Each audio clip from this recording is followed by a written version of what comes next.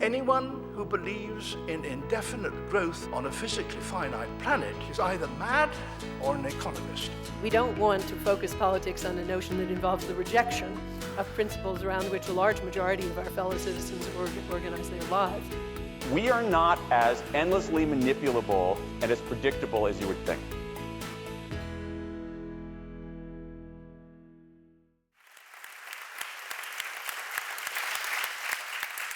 He's not a conventional person, neither of us are conventional, and this is not going to be a conventional session. We're going to break it up a bit by allowing Ben's voice to be heard. He's going to start by reading a couple of poems, and then he will read a stoiku, which any of you who have read this will know are a cross between a short story and a haiku, and then we'll read from one of the essays early on. The first poem I'm going to read is called My Mother Sleeps.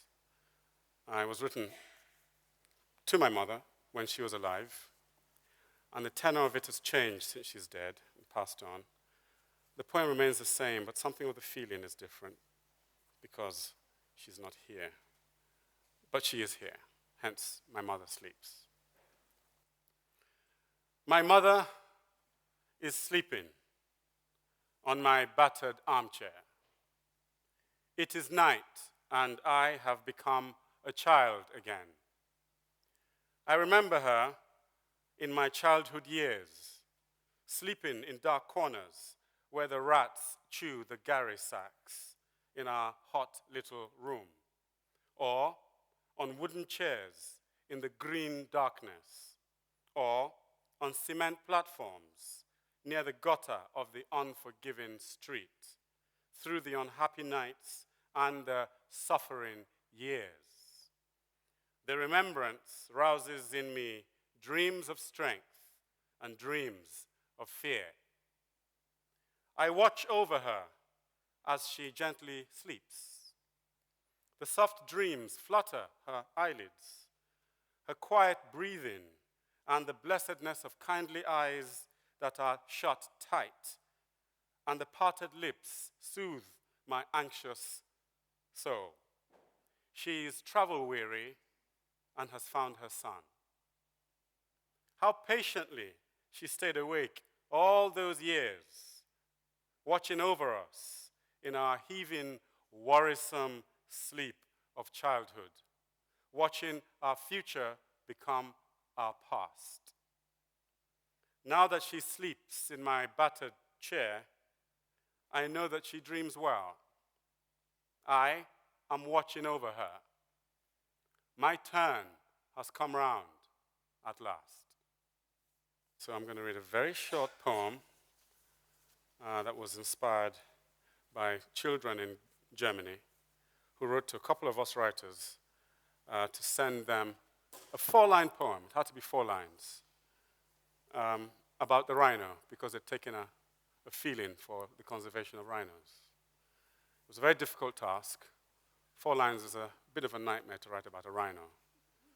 I wrote about 72 lines and had to compress to 4.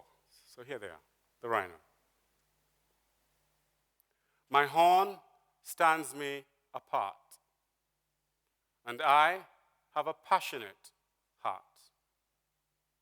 My skin is a thick crust.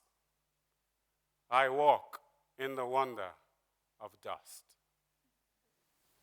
The short essay I'm going to read from A Time for New Dreams, in which I combine the form of the essay and the form of the poetry, is called The Romance of Difficult Times. All things in life are governed by the law of cycles. These pieces have numbers, so if you don't mind, I'll read the numbers out as well. 2, there can be no rise without a fall, no fall without a rise. 3, there can be no prosperity without adversity that has been wisely transformed. 4, a glance at the history of civilizations reveal their humble and difficult beginnings. Think of the fall of Troy and what Virgil created out of that disaster. the wanderings and adversity of the people who became the future Roman Empire. 5. The Aeneid reminds us that great civilizations can be built on great failures. It also reminds us that adversity is not the end of a story, but where there is courage and vision, the beginning of a new one, a greater one than before. 6. Difficult times do one of two things to us.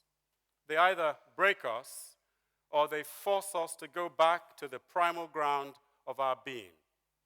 7. Adversity wakes us up. It reminds us not of who we think we are in our vanity, but who we really are in our simplicity. 8. Success makes us fly with unreal wings, and more often than not, like Icarus, takes us too close to the sun. 9. But adversity reminds us that the earth is that on which we stand. We feel our feet on this earth. We learn to walk again with our feet on good, solid ground. 10. There are few blessings more solid than being made to take the measure of ourselves. 11. Too often we go through life with vague dreams, wild goals, or no goals at all. 12. When we are successful, we believe in the rightness of our whims and thoughts. We believe the most inflated things about ourselves. We mythologize our abilities. We think of ourselves secretly as gods. This can last only so long, either in the life of nations or individuals. And this is disastrous for true growth. It prepares a fall sooner or later. 13. Adversity tells us the truth of how things stand. It never deceives, never inflates, never lies. 14. Success can send us flying off in wrong directions for a long time. One need only think of the bloated complacency of the Persian Empire before its catastrophic encounter with the lean, disciplined force of Alexander the Great. 15. The highest point of a great civilization is not necessarily its golden age. That is merely the fructification. The highest point is actually in its earlier stages. After a people have worked their way out of a long adversity, having disciplined themselves and faced their truths and conceived worthwhile and magnificent goals and moved steadily towards them with faith and a kind of rapture of overcoming. Alexander after the conquest of Darius, England in the Elizabethan age. This is where a people most becomes itself. 16. In the midst of adversity, face what needs to be faced. 17. Sometimes the way up is the way down, Heraclitus said. 18. For there to be a new prosperity, we must first have a new adversity. 19. It is in difficult times that the great times ahead are dreamt and built brick by brick with maturity and the hope that comes from wise action. 20. Difficult times, in retrospect, are more romantic than good times if they are overcome. Myths and fables are made of them. I'm going to read now a Stoku called The Mysterious Anxiety of Them and Us. I don't know if you know my last book but one. It's called Tales of Freedom.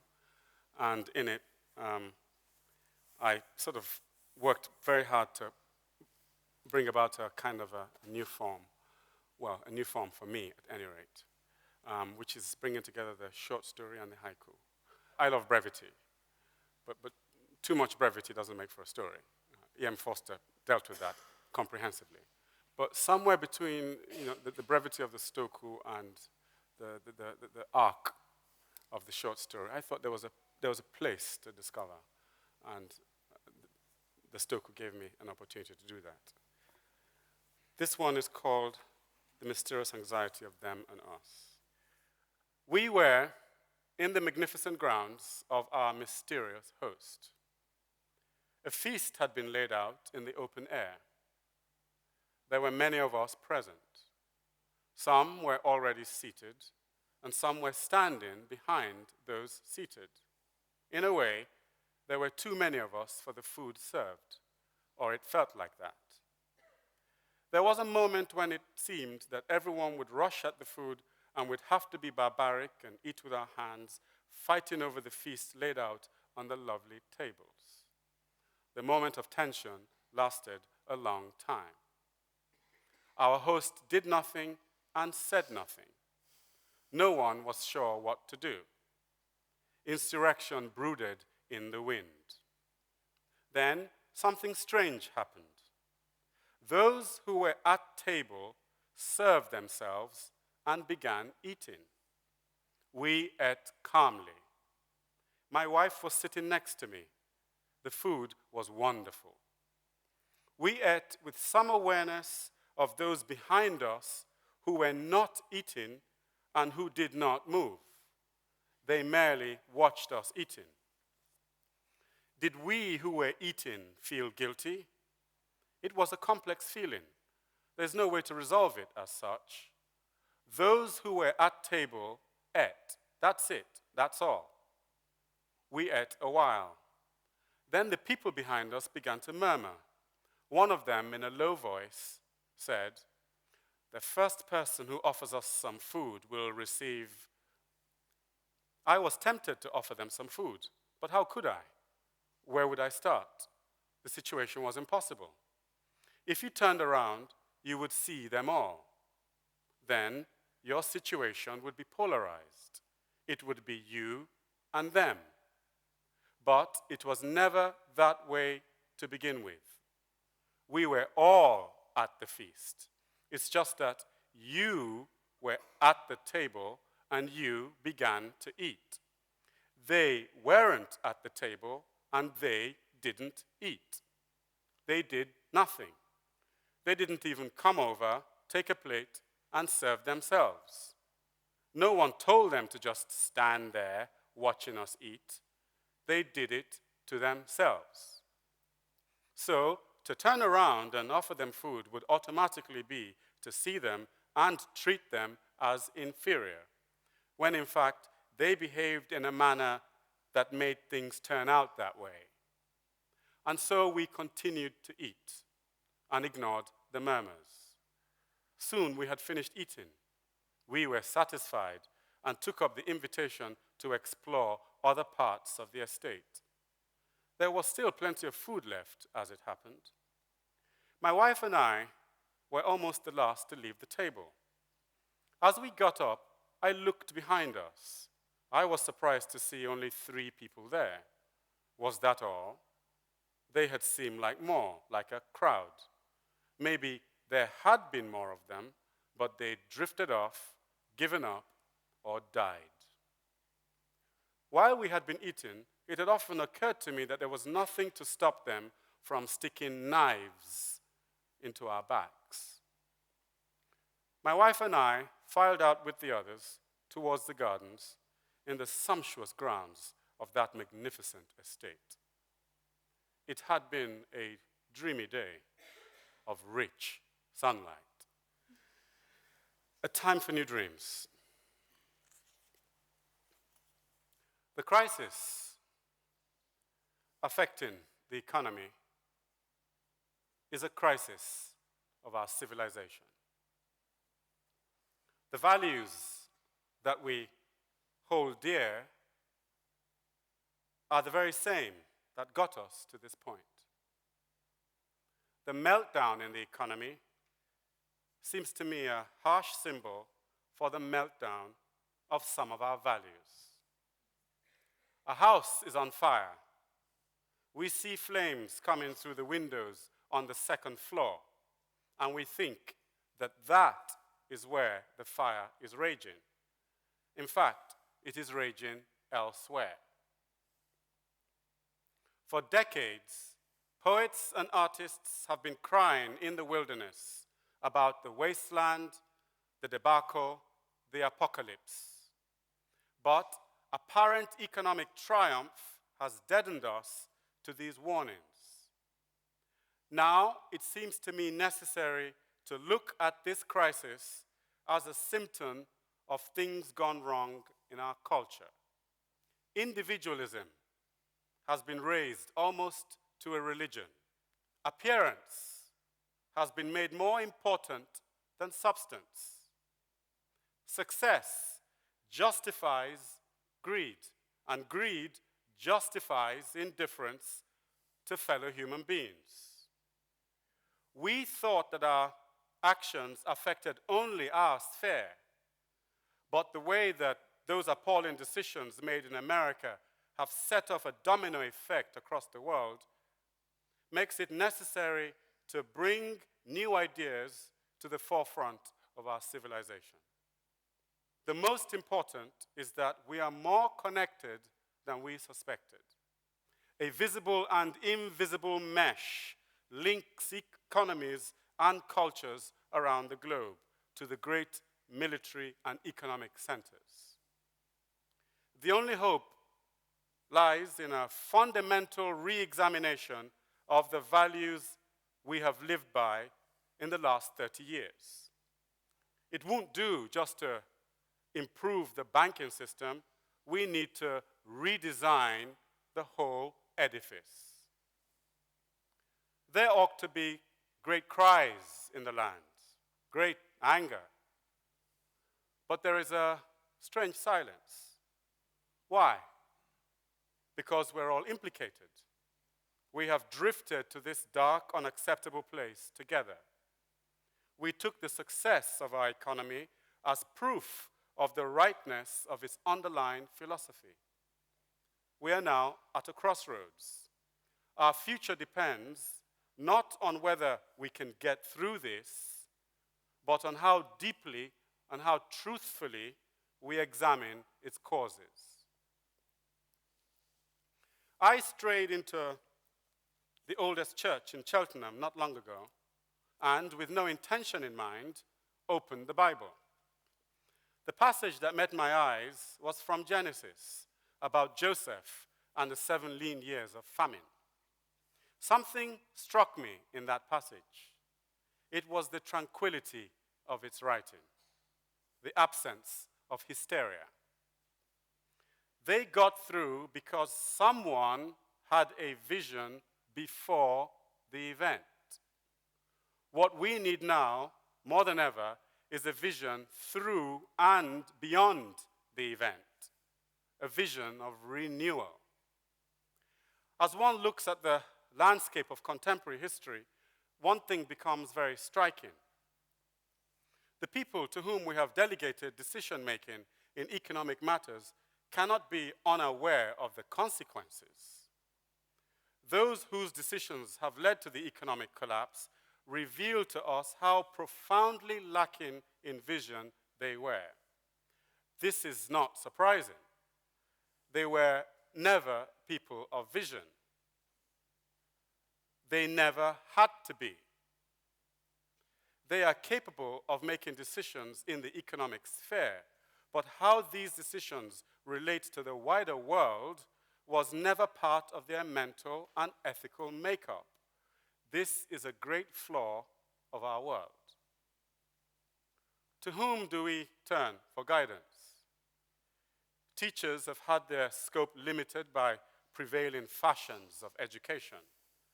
Artists have become more appreciated for scandal than for important revelations about our lives. Writers are entertainers, provocateurs, or, if truly serious, more or less ignored.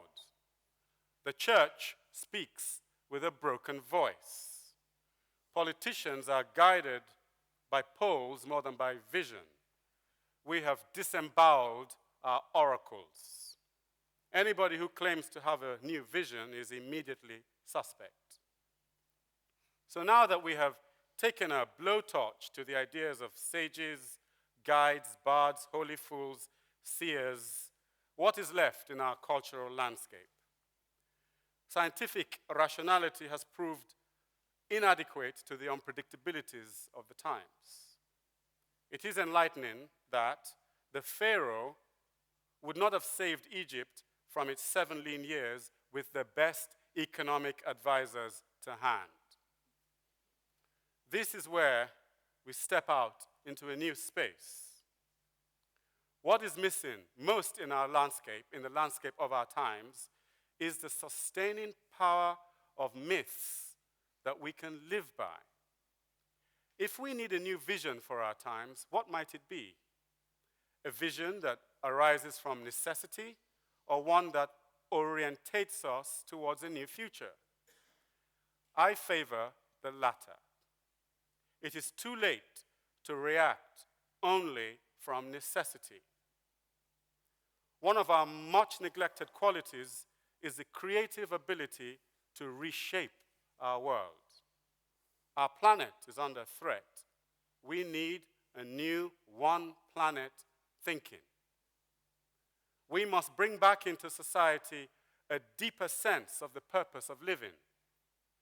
The unhappiness in so many lives ought to tell us that success alone is not enough. Material success has brought us to a strange spiritual and moral bankruptcy.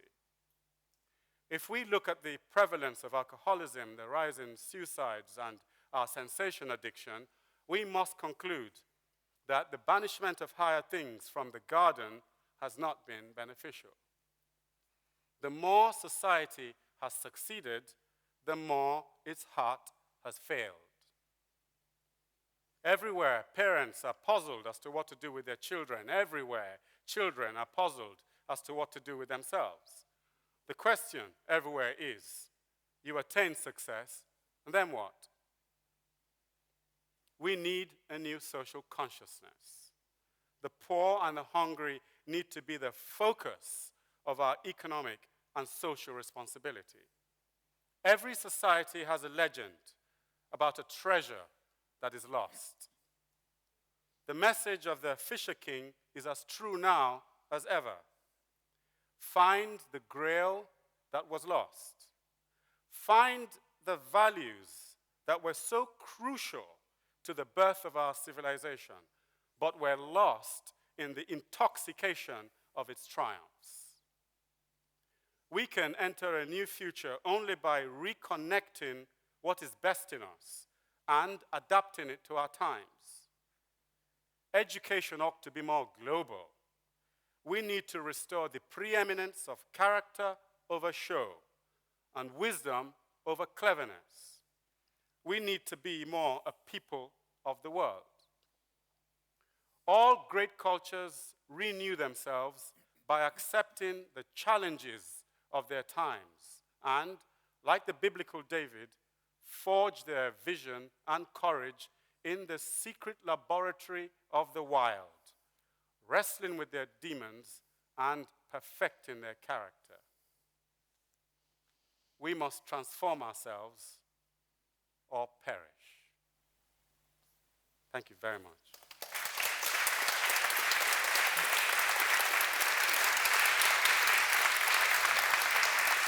Thank you. Well, what I'd like you to explain to me is what place Africa occupies in this. Well, it's a very mixed question for me. A very, very valid and important question, but it's a mixed question because, as you say, Africa is rich in myths, but poor in contemporary success. Yeah? And we, of our times, we read the validity of things in relation to their success. So, how can you learn from a people who don't appear at this particular time to be doing great? So you get into this cycle of learning only from that which we perceive to be successful, when in fact that same thing that we perceive to be successful is bringing about a greater adversity. It's a crazy situation. So I think Africa plays a very, very important part in this, but the part that Africa plays belongs to Africa. Africa must bring about, in every nation, its own regeneration. I feel that the African regeneration will be profoundly important to the whole world. But it has to be brought about for us to see that. I've said for many years that Africa has got incredible gifts to give us, but we can't see it. I can't persuade many of my friends of the beauty and the marvel of many things there because they just see these stories of starvation, and it's an appearance thing. It's a real problem. It's like your forms have got shorter and shorter, and so now a lot of these sections are in numbered paragraphs and sometimes numbered sentences. What is this? What does this say about you, your creativity? Oh, just maybe I'm getting more compressed. Maybe I'm looking in greater detail at things. I don't know. I feel that there's a wonderful paradox, a dialogue between bigness and littleness. And I think it's not really necessarily in the size. It's in the depth of seeing. It's in the depth of looking. And I'm fascinated by little forms that conceal big things inside them. I suppose it's the natural journey that you make from big to small, and then you go right back again. It's also, I think, for me, an occasion for renewal, because there's nothing that's more difficult to write than a really good short piece of writing. And do you think of these, you call them aphorisms, do you think of them as individual aphorisms, or do you see them as an arc of a story contained within that the aphorisms amount to? The brick stands on its own as well as the edifice. And it's important that it's seen as part of the edifice. You can take a brick out and look at it if you want. Peep through the brick in.